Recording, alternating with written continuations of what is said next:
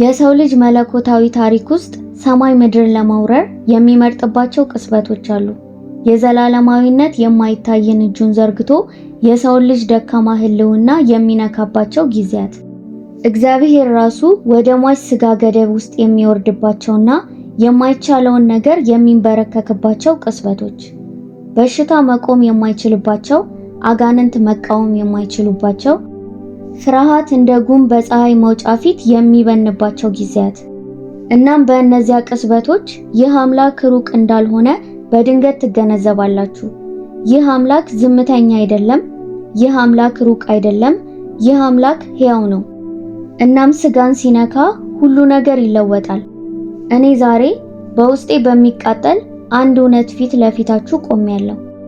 የእግዚአብሔር ኃይል እንዲሁ የሐሳብ ንድፍ ሐሳብ አይደለም፣ ደንብ ወይም ቀመር አይደለም፣ እንዲሁ ዝም ብሎ ማመለካከት አይደለም። መንፈስ ቅዱስ ለመንቀሳቀስ በሚመርጥበት ጊዜ ወደ ሰው ልጅ ተሞክሮ ውስጥ ዘልቆ የሚገባ ሕያው እውነታ ነው። እኔ በእግዚአብሔር ኃይል አምናለሁ፣ ምክንያቱም አይቼዋለሁ፣ ተሰምቶኛል፣ ኖሬዋለሁ፣ በእርሱም ተነክቻለሁ። ሽባው ሰው ሲቆም፣ የሚሞት ሕፃን ዳግም ሲተነፍስ፣ አይነ ስውር ሴት ፈጽሞ ተጠቅማባቸው የማታውቃቸውን አይኖች ስትከፍት፣ በሱስ የተሰበረ ሰው መሬት ላይ ቆሞ ተለውጦ ሲነሳ፣ ጥላቻ ወደ ይቅርታ ሲቀልጥ፣ ሐዘን ወደ ደስታ ሲለወጥ እና ኃጢአቶች እያለቀሱ ወደ ኢየሱስ እቅፍ ሲገቡ፣ እነዚህ ነገሮች የአንደበተ ርቱዕነት ውጤት አይደሉም። የግርማ ሞገስ ውጤት አይደሉም። የታቀደ ዝግጅት ውጤትም አይደሉም። እነሱ የማይታየው አምላክ የሚታየውን ስጋ የመንካቱ ስራ ነበሩ። እናም እርሱ ስጋን ሟቹን ደካማውንና ተሰባሪውን ስጋን ሲነካ ተፈጥሯዊ ነገር ከተፈጥሮ በላይ በሆነው ፊት ይንበረከካል። ተራውም ነገር ለልዩ ነገር መያዣ ዕቃ ይሆናል። በእያንዳንዱ አማኝ ሕይወት ውስጥ ይህ እውነት ከመረጃነት አልፎ ወደ መገለጥ መለወጥ ያለበት ቅጽበት አለ። ስለ እግዚአብሔር ኃይል መስማትን አቁመ መጋፈጥ መለማመድ ስትጀምር ነው። አንዳንዶች ያብራሩታል፣ አንዳንዶች ይከራከሩታል፣ አንዳንዶች ይተነትኑታል፣ አንዳንዶች ይተቹታል። ነገር ግን የሚያጋጥማቸው የሚለማመዱት አሉ። እናም አንድ የእግዚአብሔርን ኃይል ካጋጠማችሁ ዳግም እንደ ቀድሞ መሆን አትችሉም። ብዙ ነገሮችን ትጠራጠሩ ይሆናል፣ ብዙ ደንቦችን ትጠይቁ ይሆናል፣ በብዙ ምስጢር ትታገሉ ይሆናል። ነገር ግን ዳግም ኃይሉን አትጠራጠሩም። ምክንያቱም አንድ እግዚአብሔር ከነካችሁ አሻራው ለዘላለም ይኖራል። የሰው ስጋ ውስንነት የሰው ልጅ ደካማ፣ ተሰባሪና ጊዜያዊ ነው። አፈርና እስትንፋስ ለጥቂት ጊዜ ታይቶ እንደሚጠፋ እንፋሎት ነው። በውስንነት እንኖራለን። ያንን ውስንነት በአጥንቶቻችን ውስጥ ይሰማናል። በበሽታዎቻችን ውስጥም እናየዋለን። በፍርሃታችን ውስጥ እንጋፈጠዋለን። በውድቀታችንም ውስጥ እንታገላለን። ሰው ምንም ያህል ብልህ፣ ሀብታም፣ ስኬታማ ወይም ተደማጭ ቢሆንም አካላችሁ ገደብ አለው፣ አይምሯችሁ ገደብ አለው፣ ስሜታችሁ ገደብ አለው፣ ጉልበታችሁ ገደብ አለው፣ ችሎታችሁ ገደብ አለው። የእግዚአብሔር መንፈስ ግን ገደብ የለውም። የሰው ልጅ ምርመራ ሊያደርግ ይችላል፣ ግን መፈወስ የሚችለው እግዚአብሔር ብቻ ነው። የሰው ልጅ መገንባት ይችላል፣ ግን ማስነሳት የሚችለው እግዚአብሔር ብቻ ነው። የሰው ልጅ ጨለማን ሊገታ ይችላል፣ ማጥፋት የሚችለው ግን እግዚአብሔር ብቻ ነው። ሰዎች እግዚአብሔርን የሚያስፈልጋቸው ለዚህ ነው። ተአምራት የሚያደርገው የእግዚአብሔር ኃይል ቅንጦት አይደለም፣ እንደ ምርጫ የሚወሰድ ትርፍ ነገር አይደለም። እግዚአብሔር ወደ ሰው ልጅ ድክመት መግባቱን የሚያሳይ ትክክለኛ ማስረጃ ነው። ለዚህ ነው ጳውሎስ ኃይሌ በድክመት ይፈጸማል ብሎ ይጮኸው። እግዚአብሔር ደካማ ስጋን እንደማይሸሽ ተረድቷል። ዓለም ጠንካራውን፣ ባለክህሎቱን፣ ብልሁን፣ አስደማሚውን እንዲመርጥ ትጠብቃለች። መንፈስ ቅዱስ ግን የተሰበረውን፣ ባዶውን፣ በእርሱ ላይ ጥገኝነቱን ያደረገውን ይመርጣል። ምክንያቱም እግዚአብሔር ሟች ስጋን ሲነካ ማንም ሊመካ አይችልም። ሰማይ ወደ ሰው ሕይወት ሲገባ የእግዚአብሔር ኃይል ሟች የሆነውን ስጋ ሲነካ ከማሰብ በላይ የሆነ ነገር ይከሰታል። ሰማይና ምድር በአንድ ሰው ውስጥ የተጋጨ ይመስላል። ዘላለማዊ ወደ ጊዜያዊ ይገባል፣ መለኮታዊ ወደ ተፈጥሯዊ ይገባል። በመጽሐፍ ቅዱስ ውስጥ እያንዳንዱ ከእግዚአብሔር ጋር የተደረገ ግንኙነት ሰውን ለዘላለም ይለውጣል። ሙሴ ስደተኛ የነበረው እሳት ሕይወቱን ሲነካው ነፃ አውጪ ሆነ። ጌዲዮን ፈሪ የነበረው መንፈሱ ሲቆጣጠረው ተዋጊ ሆነ። ዳዊት እረኛ የነበረ ልጅ ዘይት በራሱ ላይ ሲፈስ ንጉሥ ሆነ። ኤልያስ ተራ ሰው የነበረ እግዚአብሔር እረፍት በላዩ ላይ ሲሆን እሳትን ከሰማይ አወረደ።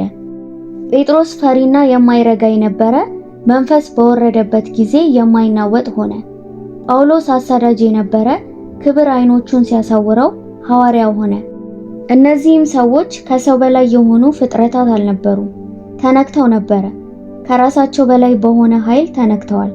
ከዚህ ዓለም ባልሆነ እሳት ተነክተዋል። ደካማ ዕቃዎችን መጠቀም በሚያስደስተው አምላክ ተነክተዋል።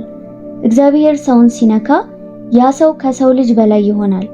በትዕቢት ሳይሆን በጸጋ፣ በተፈጥሮ ሳይሆን በመንፈስ፣ በችሎታ ሳይሆን በቅባት። ሰማይ ሁል ጊዜ የሚያርፍባቸው አካላትን፣ የሚናገርባቸውን ድምጾችን፣ የሚነካባቸውን እጆችን፣ የሚቃጠልባቸውን ልቦች ይፈልጋል። የእርሱ ኃይል ስጋህን ሲነካ ውስንነቶች መድረክ ይሆናሉ፣ ድክመቶች ምስክርነት ይሆናሉ፣ ውድቀቶች መሰዊያ ይሆናሉ፣ የማይቻሉ ነገሮች ተአምራት ይሆናሉ። ምክንያቱም ሰውነትህን የሰራው አምላክ ወደዚያው አካል ውስጥ ገብቶ ራሱን ሊያከብር ይችላል። የመለኮታዊ ኃይል ባህሪ፣ የእግዚአብሔር ኃይል በዚህ ዓለም ካለ ከማንኛውም ነገር ጋር አይመሳሰልም። ሰዎች ኃይልን በጉልበት፣ በጩኸት፣ በበላይነት፣ በታይታ ይለካሉ። ነገር ግን የእግዚአብሔር ኃይል የዋህ ነው። የእግዚአብሔር ኃይል ቅዱስ ነው። የእግዚአብሔር ኃይል ንጹህ ነው። የእግዚአብሔር ኃይል ዝምተኛ ሆኖም ግን የሚያሸንፍ ነው። ለስላሳ ሆኖም ግን የማይካድ ነው። መንፈስ ቅዱስ ሲንቀሳቀስ መጮህ አያስፈልገውም። እርሱ በሹክሹክታ ዝምታና በንጉሥ ስልጣን ይንቀሳቀሳል። የእግዚአብሔር ኃይል ለታይታ አይመጣም። ለመፈወስ፣ ለመጠገን፣ ለመመለስ፣ ለመሳብ፣ ኢየሱስን ለመግለጥ ይመጣል። የእግዚአብሔር ኃይል ስሜታዊ ጉልበት አይደለም። ከባቢ አየርን የሚያደምቅ ወሬ አይደለም። ሃይማኖታዊ መነቃቃት አይደለም። የእግዚአብሔር ኃይል የእግዚአብሔር ሕይወት ራሱ ወደ ሰው እውነታ ውስጥ መግባቱ ነው። መጽሐፍ ቅዱስ ዱናሚስ ይለዋል። ተለዋዋጭ ፈንጂ ተአምር የሚያደርግ የእግዚአብሔር ኃይል ነው። ከዋክብትን በቦታቸው ያንጠለጠለ ኃይል ነው። ባህርን የከፈለ ኃይል ነው። የአንበሶችን አፍ የዘጋ ኃይል ነው። የወህኒ ቤት በሮችን በኃይል የከፈተ ኃይል ነው። ኢየሱስን ከሙታን ያስነሳው ኃይል ነው። በቀደመችው ቤተ ክርስቲያን ላይ የወረደው ኃይል ነው። ያው ኃይል፣ ያው ክብር፣ ያው መንፈስ ዛሬ ሟች የሆነውን ሥጋ ሊነካ ይችላል። የእግዚአብሔር ኃይል የታሪክ ትዝታ አይደለም፣ አሁን ያለ ነው። ሕያው ነው፣ የሚገኝ ነው። የሚያምን ልብን ይጠብቃል። መንፈስ ቅዱስ ለእርሱ የተገዛ ዕቃ ይፈልጋል። አንደበተ ርቱዕነትን አይጠይቅም፣ መታዘዝን ይፈልጋል።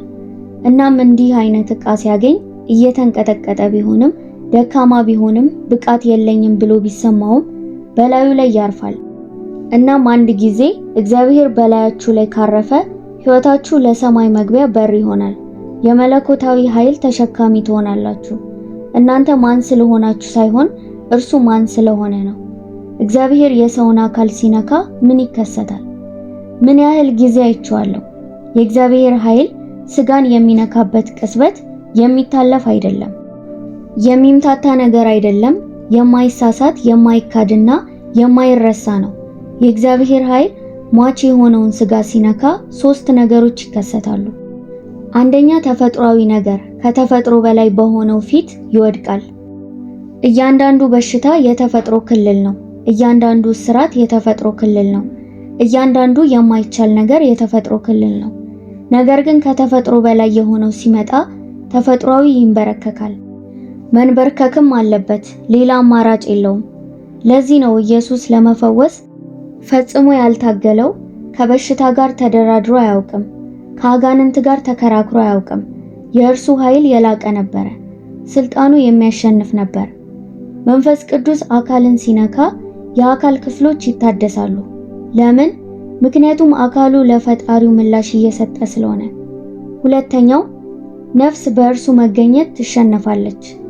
እግዚአብሔር ስጋን ሲነካ እንባ የሚፈሰው ከሐዘን ሳይሆን ከእውቅና ነው። ነፍስም ሰሪዋን ታውቃለች። ልብ ምንጩን ያውቃል። መንፈሱ አምላኩን ያውቃል። ሰዎች ለምን እንደሆነ ሳያውቁ ያለቅሳሉ፣ ሳይረዱ ይንቀጠቀጣሉ። ሙቀት ወይም ኤሌክትሪክ ወይም ሰላም ይሰማቸዋል። ከዚህ በፊት ቀምሰውት ከማያውቁት ማንኛውንም ነገር በላይ ጥልቅ የሆነ ፍቅር ይሰማቸዋል። መንጻት፣ መታጠብ፣ መቀደስ ይሰማቸዋል። ይህ ሁሉ የሆነው መንፈስ ቅዱስ ስለቀረበ ነው። አማካሪ ሊፈውሳቸው በማይችልበት መንገድ ልባቸው ሲፈወስ አይቻለሁ። የዕድሜ ልክ የጥፋተኝነት ስሜት በቅጽበት ሲታጠብ አይቻለሁ። ለዘመናት የቆየ ምሬት በሰኮንዶች ውስጥ ሲቀልጥ አይቻለሁ። ምክንያቱም እግዚአብሔር ስጋን ሲነካ ነፍስ በመጨረሻ ወደ ቤቷ ትመለሳለች። ሶስተኛው ኢየሱስ እውነተኛ ይሆናል። ወሬ አይደለም፣ ትምህርት ዶክትሪን አይደለም፣ ሐሳብ ቲዮሪ አይደለም፣ የራቀ አካል አይደለም። ነገር ግን እውነተኛና ሕያው፣ ቅርብ፣ የሚጨበጥ ነው። ወንጌል ፈጽሞ ያልገባቸው ሰዎች በድንገት ይረዱታል። ጥሪውን የተቃወሙ በድንገት ይሸነፋሉ።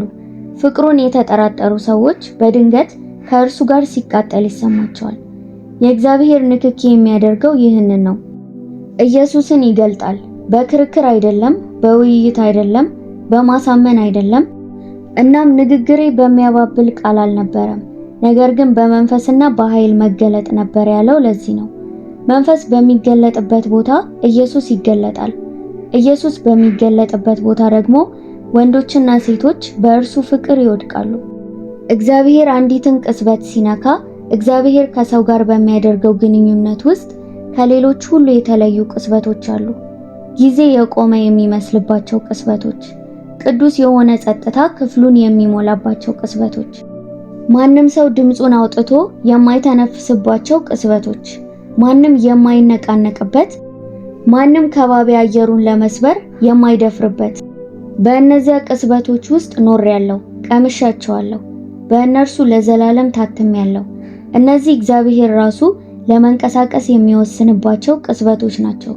በስሜት ምክንያት አይደለም፣ በአካባቢው ሁኔታ ምክንያት አይደለም፣ ነገር ግን በምህረቱ፣ በርህራሄው፣ በሉዓላዊነቱ የሰውን ሕይወት ለመንካት ስለመረጠ ነው። የእግዚአብሔር ኃይል የሚሞተውን የሰው ሥጋ የሚነካበት ቅጽበት ነው። አንዳንድ ጊዜ ያለምንም ድምፅ፣ ያለምንም እንቅስቃሴ በዝምታ ይመጣል። የክብሩ ረቂቅ ክብደት እንደ ጠዋት ጠል ሲወርድ፣ ሌላ ጊዜ ደግሞ በክፍል ውስጥ እንደሚፈስ ድንገተኛ ኃይለኛ ነፋስ ይመጣል። ሰንሰለቶችን እየሰበረ፣ ሸክሞችን እያቀለለ፣ እምነትን እያነቃቃ፣ አለማመንን እያቃጠለ። ነገር ግን በሹክሹክታ ይሁን በነፋስ ታውቃለህ፣ እግዚአብሔር በዚያ መኖሩን ሁል ጊዜ ታውቃለህ። ይህም ቅጽበት ስሜታዊ አይደለም፣ መንፈሳዊ ነው፣ ቅዱስ ነው፣ ከተፈጥሮ በላይ ነው።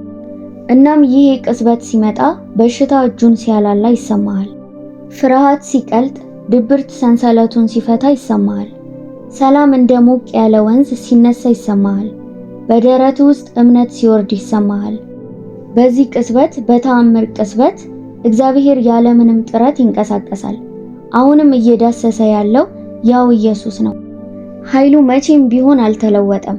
ርህራሄው መቼም ቢሆን አልደከመም። ፈቃደኝነቱ መቼም ቢሆን አልቀነሰም። ፍቅሩ መቼም ቢሆን አልጠፋም። አሁንም የሚዳስስ ስለሚወድ ነው። እናም አንድ ሰው ስብከቶችን ሊቃወም ይችላል፣ መጽሐፍ ቅዱስን ሊቃወም ይችላል፣ ክርክሮችን ሊቃወም ይችላል፣ ሃይማኖትን ሊቃወሙ ይችላሉ። ነገር ግን ኢየሱስ ራሱን ሲገልጥ ሊቃወሙት አይችሉም። በእርሱ ጋር የሚማርክ ነገር አለ፣ ሳቢ የሆነ ነገር፣ ሁሉን የሚያሸንፍ ነገር፣ የሚያምር ነገር። ኃይሉ የሰውን ሕይወት በሚነካበት ቅጽበት ልብ እርሱን ያውቀዋል፣ የመጀመሪያ ፍቅሩን ይለያል። በአንድ ወቅት የደነደኑ ሰዎች የለሰለሱ ይሆናሉ። በአንድ ወቅት ይጠራጠሩ የነበሩ ማልቀስ ይጀምራሉ። በአንድ ወቅት እግዚአብሔርን ያልተቀበሉ በድንገት እርሱን መመኘት ይጀምራሉ። ምክንያቱም ኢየሱስ የማይካድ ሆኗል። የእግዚአብሔር ኃይል የሚሞተውን ሥጋ በሚነካበት ጊዜ የሆነ ሰው ስለሰበከልህ ብቻ በክርስቶስ አታምንም። የምታምነው ስላገኘህ ነው። ክርስትና ሃይማኖት መሆኑ ያበቃና ግንኙነት ይሆናል። እምነት ቲዮሪ መሆኑ ያበቃና ተሞክሮ ይሆናል። እግዚአብሔር ሩቅ መሆኑ ያበቃና ቅርብ የልብ ይሆናል። ይህ እዚህ ጋር ያለው ከሁሉ ይበልጥ ተአምር ነው። ከማንኛውም ተአምር በፊት፣ ከማንኛውም ምስክርነት በፊት ያለው የደህንነት ጥሪ። እግዚአብሔር ልብህን ይፈልጋል። ተአምራት አካልን ይነካል፣ ደህንነት ግን የዘላለም ሕይወትን ይነካል። የዳነ አካል አንድ ቀን እንደገና ሊደክም ይችላል። ነፃ የወጣ አእምሮ አዲስ ውጊያዎች ሊገጥሙት ይችላሉ። አንድ መሻሻል በጊዜ ሂደት ሊጠፋ ይችላል። ነገር ግን ደህንነት ስምህን በበጉ የሕይወት መጽሐፍ ላይ ይጽፈዋል። ደህንነት እድል ፋንታን ለዘላለም ይለውጠዋል። ደህንነት ከእግዚአብሔር ጋር ያለህን ህብረት ያድሰዋል። መንፈስ ቅዱስ አሁን የሆነን ሰው እየሳበ ነው። ይሰማሃል?